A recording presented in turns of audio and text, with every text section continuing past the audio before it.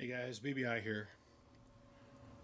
I want to stop and say thanks for tuning in and checking out whatever the video is about that's about ready to come up next.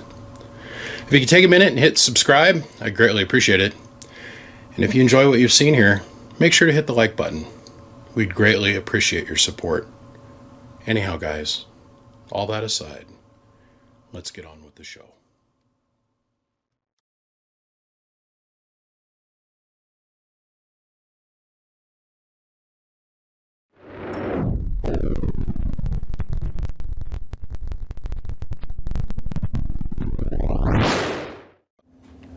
Well, gentlemen, we're here this morning. I want to say welcome. If it's your first time tuning in, if you take a minute, hit subscribe, maybe hit the notification bell. I'd really appreciate it. My name is BBI, and I repair all kinds of amplifiers. I've been very, very lucky to be in the position that I'm in radio, and I've gotten to work on, well, every kind of HF amp that pretty much has ever been built. And if you've got one that I don't have in my over 1,800 videos that are out there publicly, please reach out. That needs to be fixed, please feel free to reach out. The phone number's on the wall. It's in every video. I'd love to work on it. I've literally worked on almost everything, I think, at this point. There's a couple out there that are outliers, but the list is getting shorter, and I'm really grateful I get to be here. This morning, what we're going to work on is a very simple repair modification. I've already been through this amp once. This is a Messenger M4V old school. This is a classic of a classic, right? This is the predecessor to the M4V and the predecessor to the M800, and this is one of the OG ones. I did a repair on this, I think 2 years ago, maybe a year and a half ago. The guys had it and run it, talked on it every single day, and he says the thing just stopped keying up. I'm like, okay. And then he said he wanted me to upgrade some things on it. He wants me to put a fused 12 volt out. I think he's going to put some fans on it. I'm pretty sure that's what he's going to do. And, you know, very first thing that my brain immediately runs to when somebody says to me that the auto key circuit in any solid state amplifier is not working, the very first thing we do is we pull the keying transistor. Well, that's what we did. This is a 2N3904, I do believe. Come on, old eyes, you can still do this. Yeah, 3904, which is an upgraded replacement for the 2N222 keying transistor. In my opinion, the most ubiquitous NPN transistor ever made was the 2N222. It's an NPN transistor, like I said. The 3904 is also an NPN transistor. Very, very cool. A little bit more of an upgraded transistor. I think that there was more 2N222s made than the 3904, but at this point I don't think anybody's counting since we cranked these out by the billions. Nothing else is wrong with this box. He said this thing rang really, really good for him. And I'm just kind of sitting here giving it the one eye over, and it doesn't look like anything else is broke.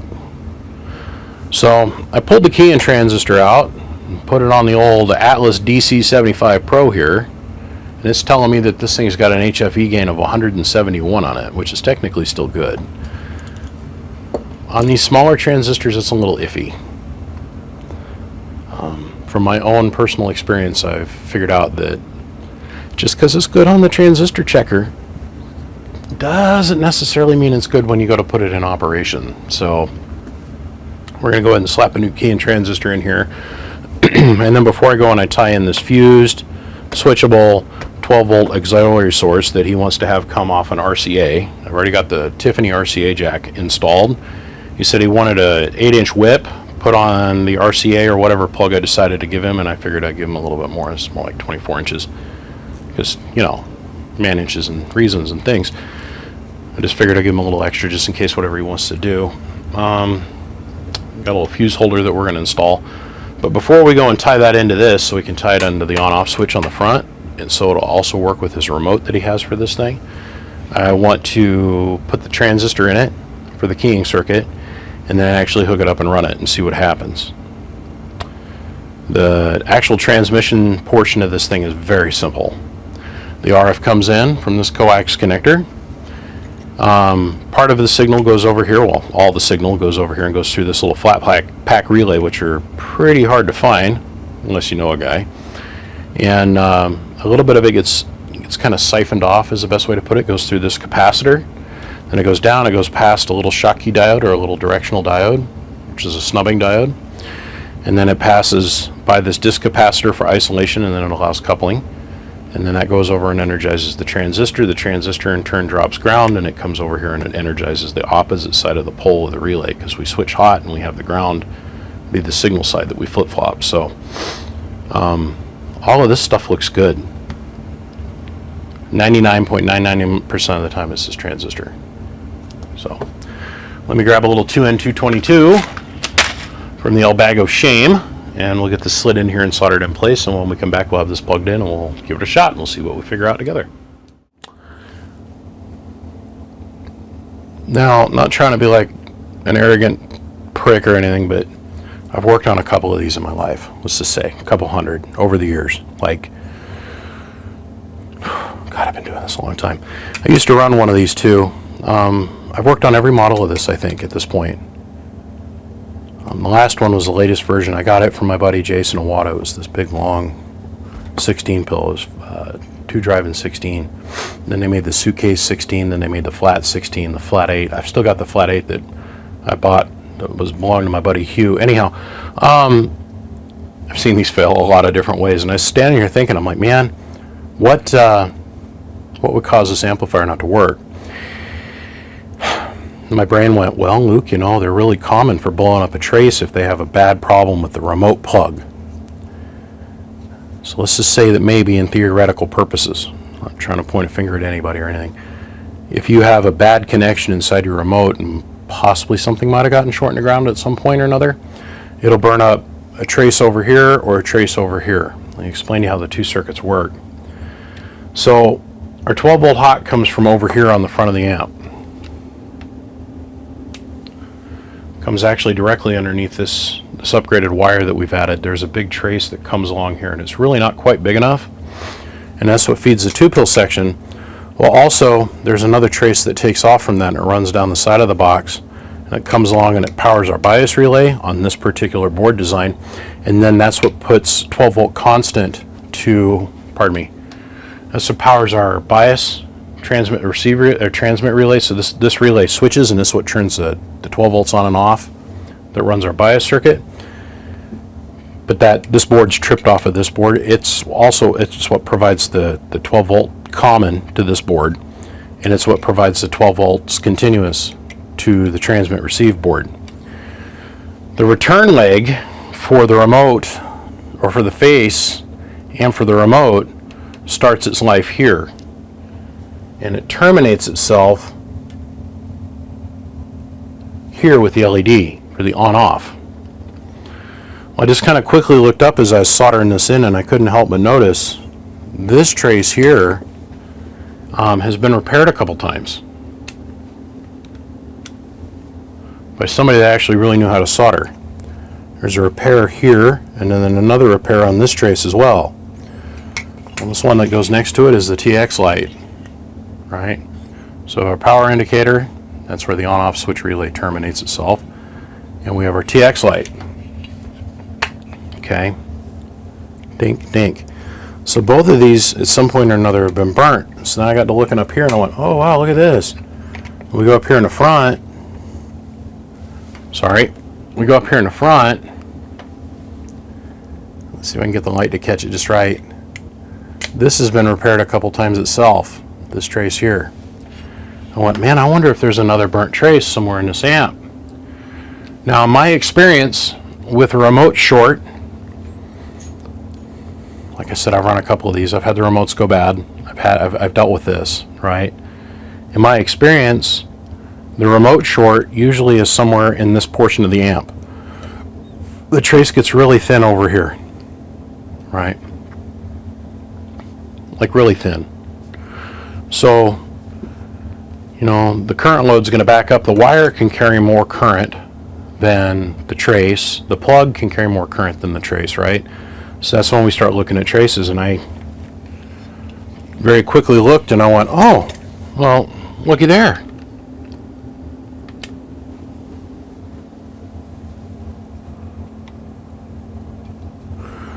we have a for fried trace. So there's a couple ways we can deal with this. The way I'm going to choose to do it is I'm going to run a different wire, because I need this to carry more current than what this trace can carry, right? So we could just take and solder a piece of wire from here to here. What I would do if I was really into like repairing the trace, which is not necessary in this particular job,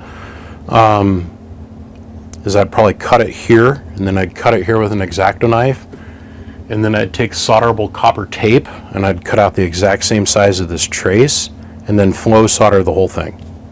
It's nice and neat. What some guys would do is they'll take a little piece of copper like this, a little copper wire like this, they'll lay it down, they'll solder it on this side, solder it on that side, and smooth the whole thing over. I'm going to cut this here and cut this here to give us a little bit more clearance off this tuning capacitor, but because we're going to be using a fan and we're going to put that on a fuse, I have to think bigger picture, right?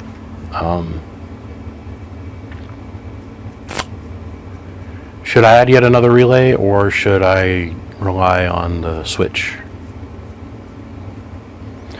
So I have to think a little bit bigger, right? So we don't know if he's going to use a half amp fan, a quarter amp fan, 2 quarter amp fans, 3 quarter amp fans, 2 half amp fans, a 1.5 amp fan, 2 amp fan, 2 of them, 4 of them, we don't know. So I have to figure for like about 4 amps worth of current draw for the fan. That's what this stuff that we're going to install over here is going to do.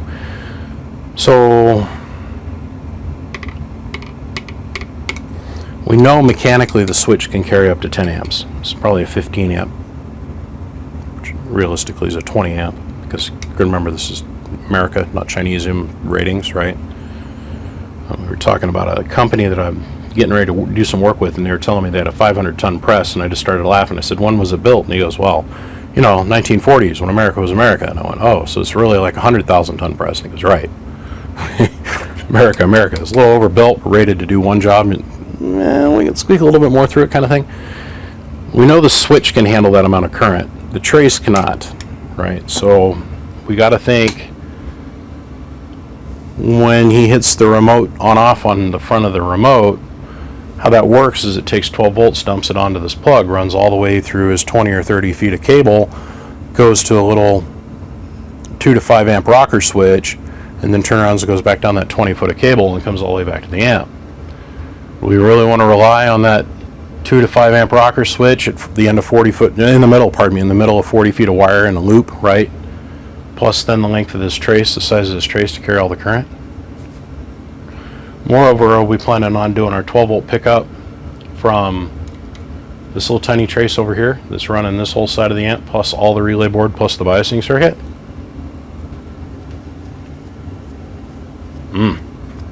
Just saying. Cut trace.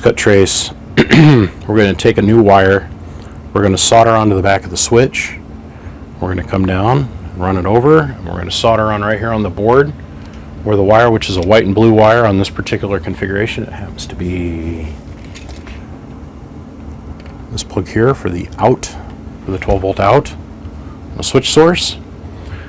But I think we're going to use probably a little 5 amp relay, which I'll sneak in here someplace, not too sure where I'm going to stick it yet. And we'll make it so the relay is carrying the current a short distance versus trying to get it to go all the way through the remote, because I don't know how long his remote lead is. And I got to think also, what happens when this guy sells this? The next guy, right? So, okay, we've diagnosed it, we figured out what's wrong with it. We don't even have to hook it up and try and run it yet. We have burnt trace.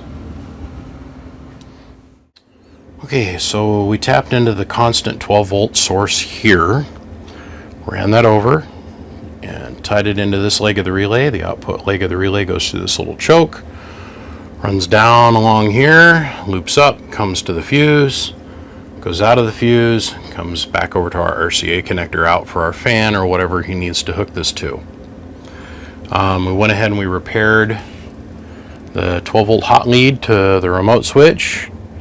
This is high temp black Celastic, by the way.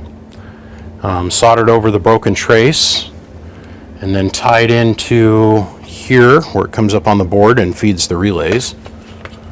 And then where it drops out over here to run the transmit receive relay and kick on the transmit light, I tagged on, put a little snubbing diode across the top of the 5 amp relay, grabbed ground from the trace right here on the board.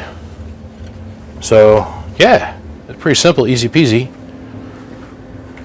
And the only reason I'm using the relay is because I really honestly don't know what size fan he's going to put attached to this, or how many, or what else he's going to try and trigger with the on-off, or if he's going to do it with the remote.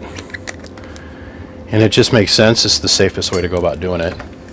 So we tied both of the poles together on the relay, so it's total 10 amps worth of contact surface. And since we're not switching a hot load, it doesn't matter what the lash time is on the relays closing.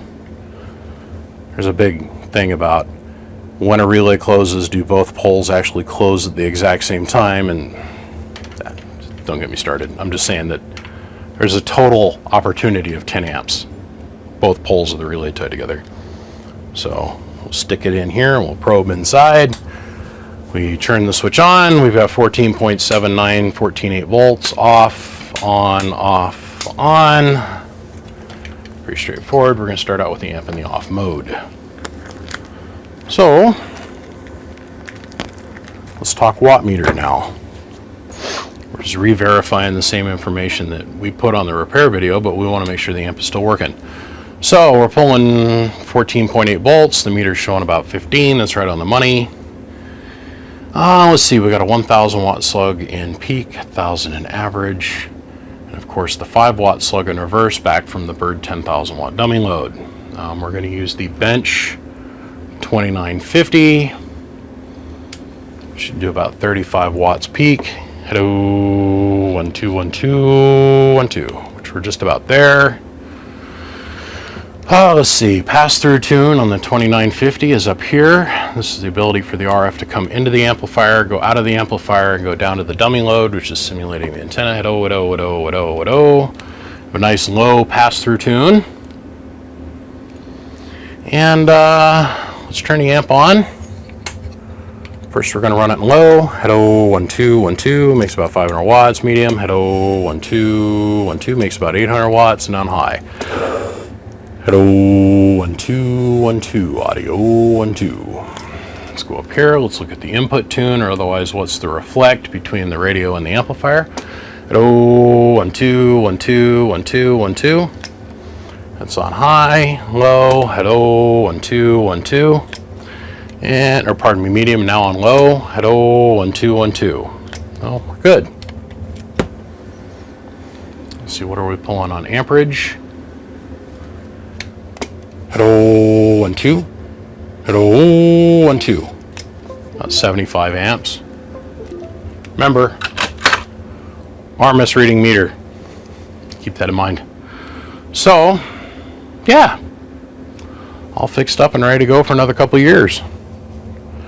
I went ahead and took a quick little look around, made sure everything was still soldered together and in the right places. I did have this particular flyback resistor, which I felt was starting to get a little bit loose, so went ahead and resoldered that. Took a look at all our power wire connections, all the ground connections, all that kind of stuff, made sure all the other circuitry was all in place, like all of these caps, all of that was soldered and down good. We used high temp black Celastic here to help support the relay. It's also held down with our friend VHB double-sided 3M tape, so that's not ever coming off. It's also held down by the ground wire and then this and that and the other thing, and bubble gum in your shoe. So, let's see, last thing, preamp. That's it. Well, easy peasy. RO number 61 for 2025 is in the books. We're moving on to RO number 62, which I think is an ALS 500 or an ALS 600. I don't know. I've got an awful lot of those to do. Got at least 3 more of those I got to go through before the end of the year. ALS 500 that is, and I've got 5 or 10 of them lined up for next year as well. So, moving on up. Gentlemen, my name is BBI. Thanks for tuning in and following along. Hopefully this was helpful or entertaining to somebody out there in the radio universe on some level. To me, it's just yet another amplifier that we get to work with. And I mean that seriously when I was talking in the very first segment about the list is shorter of the equipment that I have not worked on than I have worked on, right? So I'm wanting to make that list as small as possible. I say this cheekily but kind of semi-seriously. There is a very large index of amateur and CB equipment in the YouTube listing, right, for this channel. A lot of Texas Stars, but there's a lot of other stuff too, right? So if you've got an amplifier that's out there that's broken, take a minute, Google my name with the amplifier, and I bet you end up getting a result. And 9 times out of 10, I'll either show you how to fix it, or I can talk to you on the phone about how to get it going, or you'll have a visual representation of a repair. So, okay, super shout out to my guys on Patreon. Thanks, guys, and yeah, moving forward, gentlemen, I appreciate you all. My name is BBI. I'm the biggest mud duck in Idaho, without a shadow of a doubt.